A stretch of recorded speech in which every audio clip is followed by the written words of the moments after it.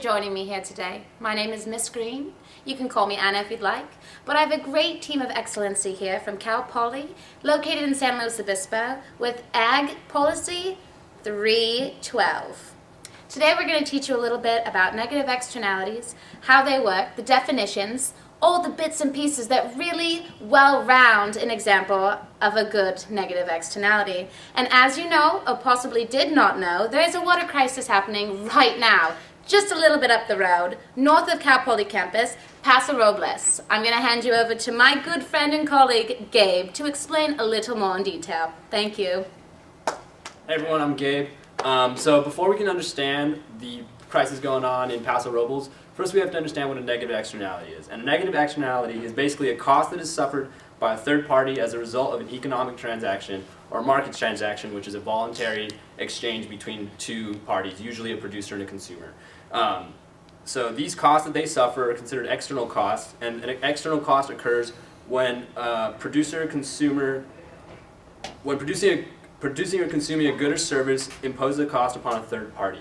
So the third party in this case would be the homeowners in Paso Robles who don't have any groundwater because all the water is being taken up by the wine growers or the grape growers in the area. In a transaction, the producer and consumer are the first and second parties, and the third parties include any individual, organization, property owner, or resource that is indirectly affected. So like I said, the homeowners in this case are the third party. The first two parties in the transaction are the wine grape growers and the consumers of the wine that they eventually produce. So the original transaction for our externality is going to be between Paso Robles wine grape growers and the consumers of wine. So this is having a large impact on homeowners, rural homeowners in the area, as grape growers have to use a lot of water. And so they're digging new wells and taking up most of the groundwater. So in the original transaction between the vineyards and the consumers, there are private costs, which includes the irrigation to irrigate the wine grapes, the electricity to pump the water from the groundwater, and then the building of the new wells to irrigate the new grapes being put in. The external cost, which is to the rural homeowners, is buying and trucking in new water as their groundwater is being absorbed by these vineyards, and then eventually building new wells because they have to get into the deeper groundwater. So together, the external and private costs make the social cost for our externality. So before we go on, we kind of wanted to go over some statistics with you guys before. So this year alone, we've received only 40% of our natural rainfall, which is kind of what's contributing to not only the drought situation, but also to the crisis going on in Paso as well. On top of the lower rainfall, there's also 8,000 new acres of wine grapes being planted and grown in Paso Robles. And that's mostly due to just kind of the success of Paso. They've been expanding their wine grape production.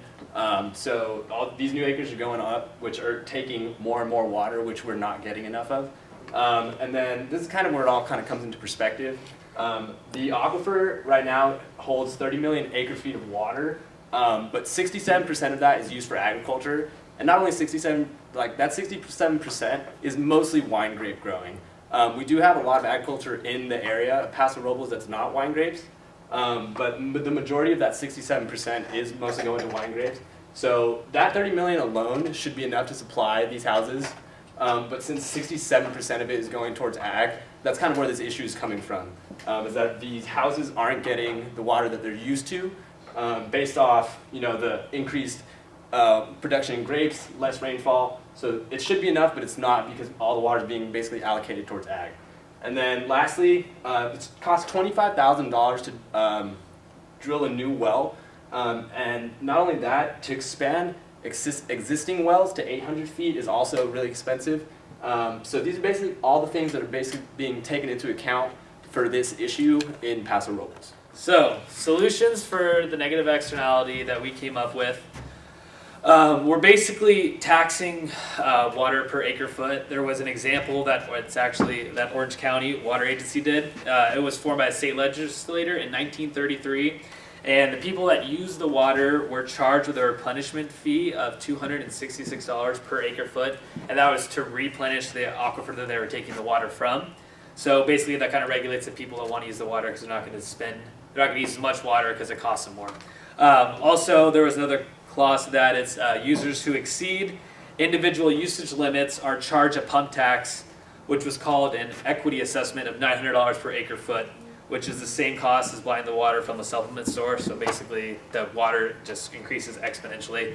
So that really forces the companies that are down in Orange County not to go over their water limit, because they'll lose money. They won't make a profit if they're paying $900 per acre foot of water.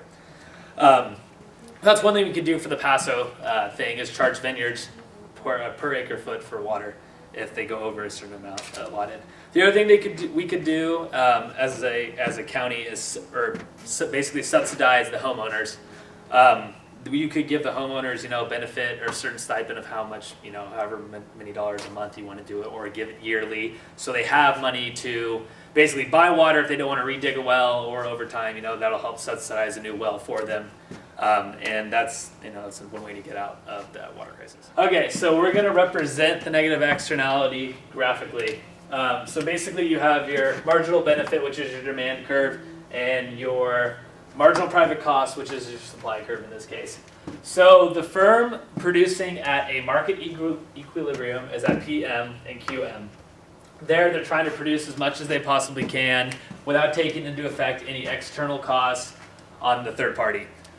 So that's represented by just finding, when marginal private cost equals marginal benefit. When they take into effect the external costs that they put on the third party, it's represented as marginal social costs. And marginal social costs is the marginal external cost plus the marginal private cost. And that gap in between is the marginal external cost. So when they take into effect the marginal external costs on the third party, they are going to basically have to find the new social equilibrium, which is better socially for the market, for the social market, and they will scale back their production to Q star, and the price will go up from PM to P star, and it's where the marginal benefit equals the marginal social cost. At that point, like I said, they're taking in the social costs, and that is where the new production would be. Hello, thanks for joining us. I hope you found our video on negative externalities very informative. A special thanks goes out to Joellen, our queen star, Jesus, our cameraman, Cody, another intelligent creature, and Gabe, another brilliant man that we have here at Cal Poly. On behalf of the team and Policy 312, we want to thank you for tuning in to our externality video. Thank you.